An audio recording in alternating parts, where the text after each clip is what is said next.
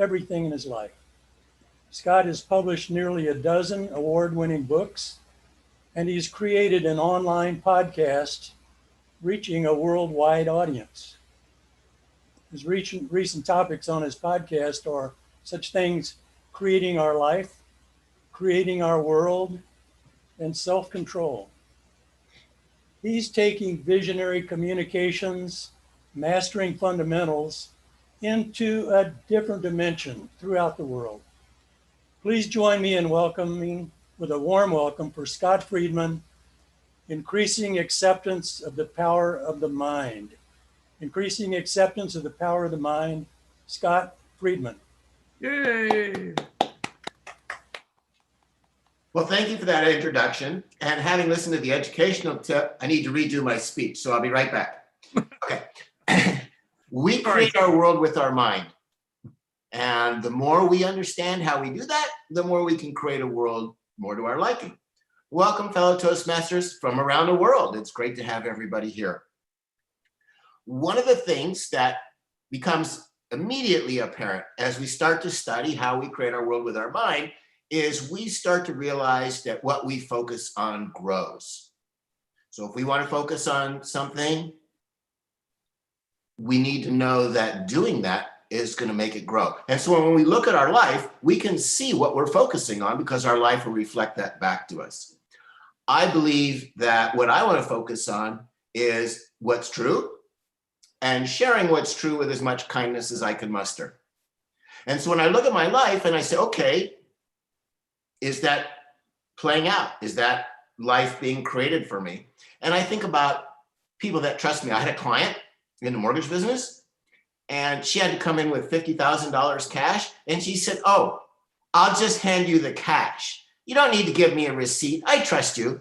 And I had to explain to her that we don't do that. We can't do that. But it's emblematic of the fact that when you're kind and honest to people, they trust you.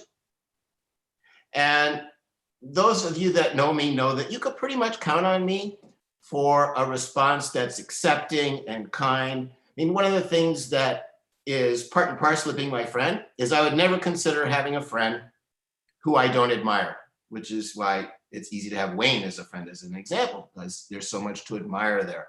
And part of making that work in my life is that I acknowledge things to my friends that I admire. I mean, I have employees, right? And I would never consider having an employee that wasn't better at something than I am. And they are, and I tell them.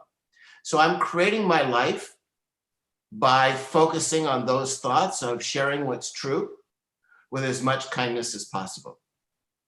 Now, there are parts of my world and life that are not really what I'd like them to be. There are parts of the world where people are mean, dishonest, short-sighted, and generally a pain in the butt. And unfortunately, occasionally I run into these people.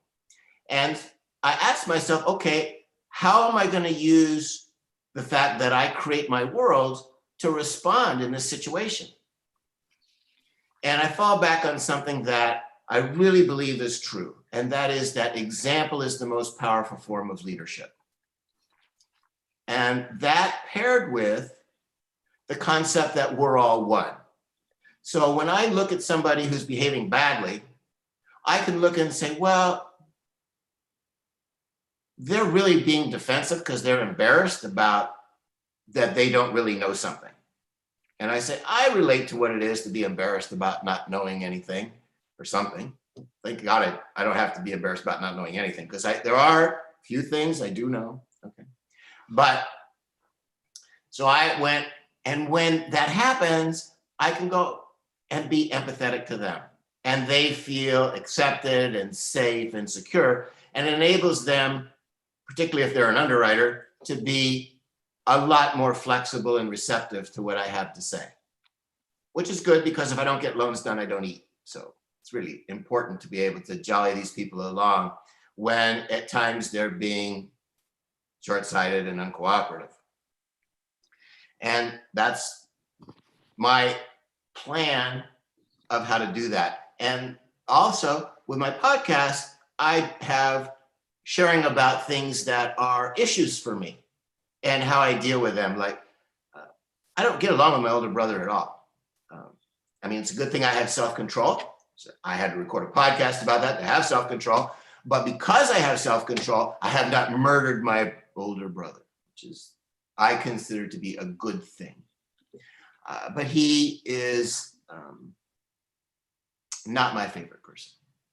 And so, again, it's a challenge in dealing with the family. And so what happens so often, right, is that these things are so emotionally charged that I forget this, oh, I need to slow down. I need to empathize with him. I need to look at things from his point of view. I need to find a part of me that relates to feeling that it's okay to do anything to get money, and understand what it is to be in financial pressure and relate to it. And it helps me be at least a little bit more understanding of him. And so I share these examples in my podcast because I'm not the only one that has issues with family members. Trust me, I have friends, they tell me, I know. So overall, the really important thing to understand for me is I do create my world. And that means that I have responsibility for what I create. And that by being continually more honest and open and in sharing what I learn and my processes and how I deal with difficult situations, that I'm an example to other people to do that. And then that makes the world a better place. And that's what I'm up to, is sharing the truth, which is we're all divine at our core in a way that I and other people can relate to and that we can act on more. And that inspires more and more people to do more and more of that, making this world more of the kind, generous, uplifting world that I want to live in. And you know what? I'm sure you want to live in that world too. So there you do have the power, just like I do, to create the world you want. So focus on what you want to create more of, acting on that, and you will be creating more of the world you want. Let's do this. Mr. Toastmaster.